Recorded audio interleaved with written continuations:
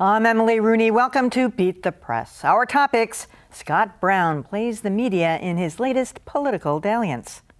The Boston Globe finds it hard to please everyone in its coverage of the Bowdoin Geneva neighborhood. Sports media wrestles with the legacy of Ray Lewis, and a Super Bowl ad gets labeled controversial because the marketers say it is. All right, joining me are Dan Kennedy of Northeastern University, WGBH's Kelly Crossley, Kara Miller, also of WGBH, and Tom Fiedler of Boston University. Well, since losing his Senate seat to Democrat Elizabeth Warren, Scott Brown was widely expected to take another shot in the upcoming special Senate election. It was not to be. Earlier today, Scott Brown announced that he would not run for the Senate seat left vacant by John Kerry. While that was unexpected, the way Brown issued his announcement was also unexpected.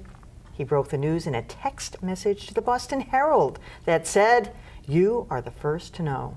Only later did a Brown spokesman confirm the news to the Boston Globe. Even in not running, it seems that Scott Brown continues to have his media favorites. I guess we aren't one of them.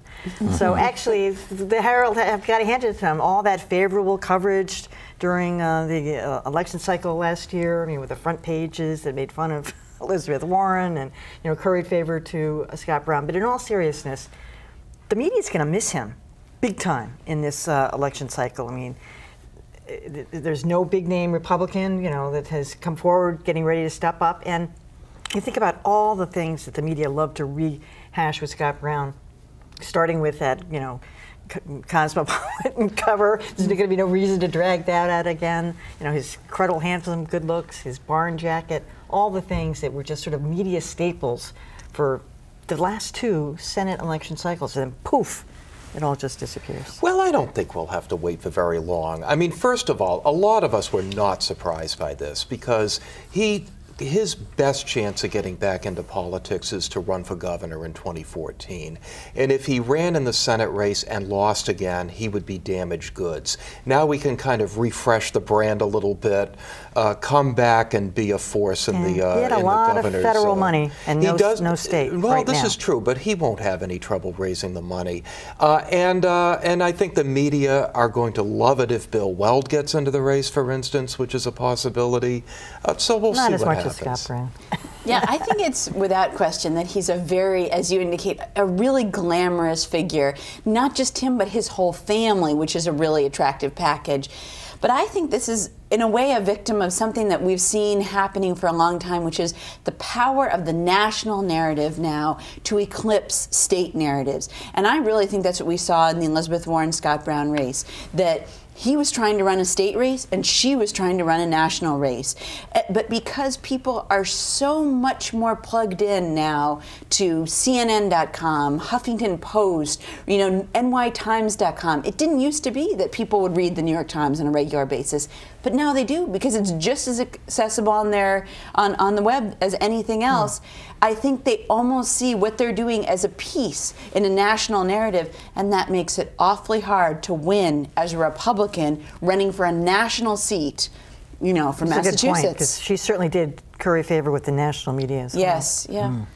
Well, I think the Republican Party is really in a difficult position right now. They've got to feel many like the bride that got left at the altar. I mean, they've waited and waited and waited for this decision, and all of a sudden he decides he doesn't want it, without indicating that his sights are on the governor's race. If he had said that, not just in a text message there, but then I think the Republican Party could at least build. But right now, they're left on a kind of a wing and a prayer, hoping that somebody like Bill Weld gets in the race. Otherwise, this is going to be a race of relatively no-name Republicans coming in. Charlie Baker said earlier this week he wasn't going to do it. Maybe he'll change his mind. He would be the biggest name to get in, I think, at this point, unless they can find some celebrity to kind of step forward.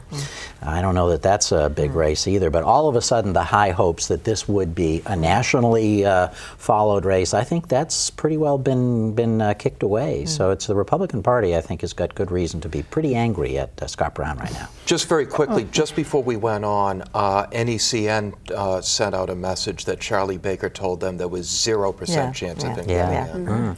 Well, I'm going to push back on a few things. First of all, Scott Brown worked really hard to get the new GOP chairman the gig. Yes. All right, so I don't think you do that unless you're leaving all options open. So maybe 2014 is an option, maybe something else, or maybe what I predict is that he intends to be a continuing voice and play a big part. I don't think the Republican Party in Massachusetts, even though many people say it's the death, it's over, it is over. This is a time of rebuilding, and if you can rebuild out of the limelight, better for you.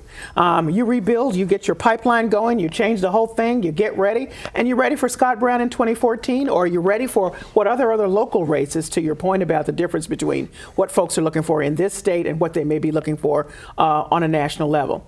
I do not think this is the last we have heard from him politically. I think he's going to go find himself some spot in a foundation someplace where he has a perch from which to make political commentary ongoing. I was going to say, we'll hire him as a pundit. Well, no, that's not what I'm talking about. I'm not talking about a media gig. I'm talking about somewhere where he has an intellectual, historical, conservative base, which helps him, by the way, rebuild his conservative cred, because some are calling him a rhino, so he can do that at one time. And frankly, the man can capitalize on the platform he has and make some money in the private sector. It's not a bad gig. The media's going to miss him this time around, no question about it. I don't think he's gone.